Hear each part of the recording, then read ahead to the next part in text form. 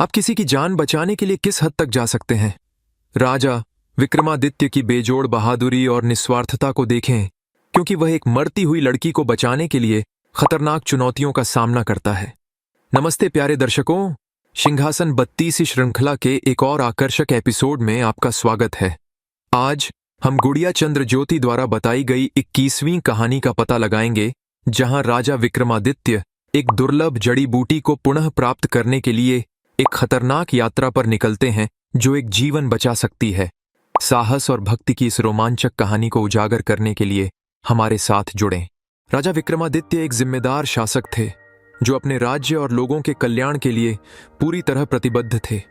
एक दिन उन्होंने अपनी प्रजा की समृद्धि के लिए एक महायज्ञ करने का फैसला किया। जब वे अपने मंत्रियों के साथ व्यवस्थाओं पर चर्चा कर रहे थे तो उनके एक दरबारी ने उन्हें बताया कि एक मंत्री का सेवक उनसे मिलने आया है। मंत्री ने अनुमति ली और अपने सेवक से मिलने चला गया, लेकिन जब वह वापस लौटा तो वह परेशान दिख रहा था और उसने राजा से घर लौटने की अनुमति मांगी। राजा ने उससे कारण पूछा, लेकिन मंत्री ने हिचकिचाते हुए कहा, महाराज, मेरी पत्नी ने मुझे एक जरूरी काम के लिए बुलाया है। विक्रमादित्य ने उसे जाने की अनुमति दी, लेकिन वह मंत्री के जवाब से संतुष्ट नहीं थे। उन्होंने सेवक को बुलाया और असली कारण पूछा। सेवक ने बताया, हे प्रभु, मंत्री की इकलौती बेटी सुलक्षणा कई सालों से बीमार है। कई डॉक्टरों से परामर्श करने के बाद भी कोई भी उसकी बीमारी का पता नहीं लगा पाया है। अब उसकी हालत गंभीर है। राजा ने सच्चाई जानकर अपने व्यक्तिगत संकट के बावजूद अपने कर्तव्यों के प्रति मंत्री के समर्पण की प्रशंसा की। उन्होंने तुरंत शाही चिकित्सक को बुलाया और लड़की की स्थिति के बारे में पूछा। चिकित्सक ने पुष्टि की कि वह उसका इलाज कर रहा था, लेकिन उसे कोई इलाज नहीं मिला। वह अब अपनी मृत्युशैया पर थी। चिकित्सक ने बताया, एकमात्र संभव उपाय ख्वांग जड़ी बूटी थी, लेकिन यह केवल नील रत्नागिरी पहाड़ों की खतरनाक घाटियों में पाई जाती है, जो जंगली जानवरों और विषैले जीवों से घिरी होती हैं। मैं इस जड़ी बूटी को कैसे पहचान सकता हूं? राजा विक्रमादित्य ने पूछा। चिकित्सक ने जड़ी बूटी का वर्णन करते हुए बताया, जड़ी बूटी का आधा हिस्सा नीला है और दूसरा आधा पीला है। यह एक कांटेदार झाड़ी की तरह दिखता है। छूने पर इसकी पत्तियां झुक जाती हैं। लड़की को बचाने के लिए दृढ़ संकल्पित राजा विक्रमादित्य ने अपने बेतालों को बुलाया और उन्हें नील रत्नागिरी पहाड़ों पर ले जाने का आदेश दिया। जल्द ही वे अंधेरी और डरावनी घाटी में पहुंच गए। राजा विक्रमादित्य ने ख्वांग जड़ी बूटी की खोज शुरू की।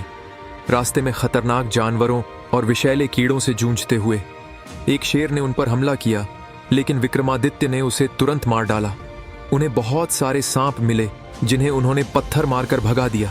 अचानक एक विशालकाय काला सांप प्रकट हुआ और उसने राजा को पूरा निगल लिया। सांप के पेट में रहते हुए भी विक्रमादित्य ने हिम्मत नहीं हारी। उन्होंने अपनी तलवार खींची, सांप का पेट चीर दिया और विजयी हुए। थककर विक्रमादित्य रात को आराम करने के लिए एक पेड़ पर चढ़ गए। अगली सुबह उन्होंने अपनी खोज फिर से शुरू की, लेकिन पूरे दिन उन्हें जड़ी बूटी नहीं मिली। जैसे जैसे अंधेरा बढ़ता गया, उन्होंने सोचा, काश चांद निकल आता तो शायद कुछ मदद मिलती। अचानक घाटी पर चांद चमक उठा और राजा ने दूर से कुछ नीले पीले पौधे देखे। उनकी ओर दौड़े तो उन्होंने झाड़ियों को जहरीले बिच्छुओं से घिरा पाया। अपनी तलवार से रास्ता साफ करते हुए उन्होंने ख्वांग जड़ी बूटी एकत्र की और अपने बेतालों की मदद से उज्जैन लौट आए। वापस लौटते समय राजा विक्रमादित्य ने चंद्रदेव को प्रणाम किया और अपनी कृतज्ञता व्यक्त की।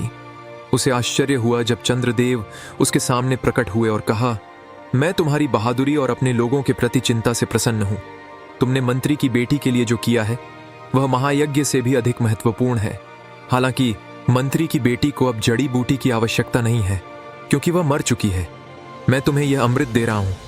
उसके मुंह में कुछ बूंदें डालो और वह फिर से जीवित हो जाएगी। राजा विक्रमादित्य ने चंद्रदेव को धन्यवाद दिया और अपनी यात्रा जारी रखी। जब वह मंत्री के घर पहुंचा तो सभी शोक मना रहे थे। विक्रमादित्य ने अमृत की कुछ बूंदें लड़की के मुंह में डालीं और वह चमत्कारिक रूप से वापस जीवित हो गई। सभी आश्चर्यचकित और अति प्रसन्न थे।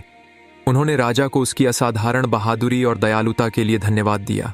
राजा विक्रमादित्य का अद्वितीय साहस और निस्वार्थता एक शासक के रूप में उनकी महानता का प्रमाण है। उनके कार्य हमें याद दिलाते हैं कि सच्चा नेतृत्व दूसरों की भलाई को हर चीज से ऊपर रखने की क्षमता में निहित है। हमारे पिछले प्रश्न का सही उत्तर था मन और मस्तिष्क दोनों आवश्यक हैं। और हमारे अगले प्रश्न के लिए लकड़हारा कौन था? हमारे अगले वीडियो में शामिल होने के अवसर के लिए कमेंट्स में अपना उत्तर दें। इस रोमांचक कहानी में मेरे साथ शामिल होने के लिए धन्यवाद। सिंहासन 32 श्रृंखला की और कहानियों के लिए लाइक, शेयर और सब्सक्राइब करना न भूलें। अगली बार तक हिम्मत रखें और खोज करते रहें। नमस्ते।